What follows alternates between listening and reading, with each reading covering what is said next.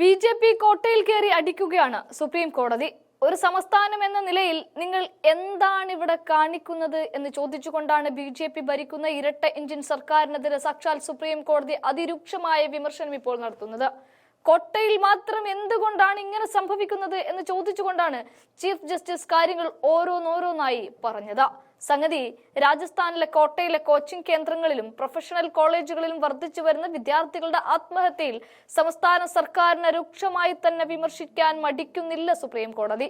ഈ വർഷം മാത്രം 14 വിദ്യാർത്ഥികൾ ആത്മഹത്യ ചെയ്ത സംഭവത്തെ ചൂണ്ടിക്കാട്ടിക്കൊണ്ട് ഈ പ്രതിസന്ധികളെ എത്ര ഗൗരവമായിട്ടാണ് സംസ്ഥാനം കാണുന്നത് എന്ന് കോടതി ചോദിക്കുക തന്നെ ചെയ്തു.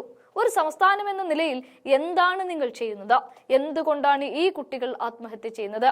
കോട്ടയിൽ മാത്രം എന്തുകൊണ്ട് ആത്മഹത്യ പെരുകുന്നു? സംസ്ഥാനം എന്ന നിലയിൽ ഒരു നിമിഷമെങ്കിലും നിങ്ങൾ ചിന്തിച്ചിട്ടുണ്ടോ?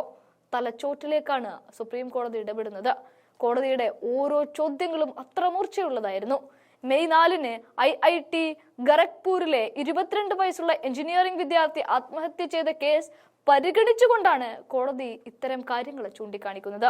JB പർദിവാല, R മഹാദേവൻ എന്നിവരടങ്ങിയ ബെഞ്ചാണ് ഈ കേസ് പരിഗണിച്ചത്. ഈ കേസ് മെയ് 8-നായിരുന്നു FIR ഫയൽ ചെയ്തത്. FIR വൈകിപ്പിച്ചതിനെതിരെയും കോടതി ചോദ്യം ചോദിച്ചുകൊണ്ടേയിരിക്കുകയാണ്. എന്നാൽ ആത്മഹത്യാ കേസുകളെ കുറിച്ച് അന്വേഷിക്കുന്നതിന് പ്രത്യേക അന്വേഷണ സംഘത്തെ നിയമിച്ചിട്ടുണ്ടെന്ന് രാജസ്ഥാൻ സർക്കാരിന് വേണ്ടി ഹാജരായ അഭിഭാഷകൻ കോടതിയെ അറിയിക്കുന്നുണ്ട്. IIT ഖരഗ്പൂരിന്റെയും പോലീസിന്റെയും വാദം തൃപ്തികരമാകാത്ത കോടതി ഒരു പോലീസ് ഉദ്യോഗസ്ഥനോട് ജൂലൈ 14-ന് കോടതിയിൽ ഹാജരാകാനും ആവശ്യപ്പെട്ടിട്ടുണ്ട്. കോട്ടയിൽ മാത്രം എന്തുകൊണ്ട് കുട്ടികൾ ജീവൻ എടുക്കുന്നു എന്ന ചോദ്യമാണ് ഏറ്റവും പ്രസക്തമായ ചോദ്യം. പുതിയ ചീഫ് ജസ്റ്റിസ് BR ഗവായി അധികാരമേറ്റതിനു ശേഷം കേന്ദ്രത്തിന്റെ ഇരട്ട എഞ്ചിനുമെതിരെയാണ് ഇങ്ങനെ കട്ടയ്ക്ക് പറയുന്നത്. എന്നാൽ അതേസമയം ഇപ്പോൾ ട്രോളുകളിൽ നിറയുകയാണ് രാജസ്ഥാൻ എന്ന സംസ്ഥാനം. ഇന്ത്യ പാക് സംഘർഷത്തിന്റെ പശ്ചാത്തലത്തിൽ മൈസൂർ പാക്കിന്റേത് അടക്കം നിരവധി മധുര പലഹാരങ്ങളുടെ പേര് മാറ്റിക്കൊണ്ട് രാജസ്ഥാനിലെ ജയ്പൂർ ബേക്കറി രംഗത്തെത്തുകയാണ്.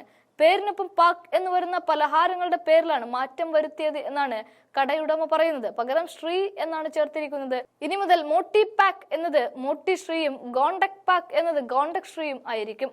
മധുര പ്രേമികളുടെ ഇഷ്ടവിഭവമായ മൈസൂർ പാക്ക് ഇനി മുതൽ മൈസൂർ ശ്രീ എന്ന പേരിലാവും ബേക്കറിയിൽ വിൽക്കുക. മധുര പലഹാരങ്ങളുടെ പേരിനൊപ്പം പാക് എന്ന വാക്കിന് പാകിസ്ഥാനുമായി യാതൊരു ബന്ധവുമില്ലെന്നിരിക്കെയാണ് ബേക്കറി ഉടമയുടെ ഇത്തരത്തിലുള്ള ഇടപെടൽ. കന്നഡയിൽ മധുരം എന്നാണ് പാക് എന്ന വാക്കിന്റെ അർത്ഥം. ജമ്മു കാശ്മീരിലെ പഹൽഗാം ഭീകരാക്രമണത്തിന് പിന്നാലെ ഉടലെടുത്ത സംഘർഷത്തിന്റെ പശ്ചാത്തലത്തിലാണ് ഇത്തരം പേരുമാറ്റം വന്നിരിക്കുന്നത്.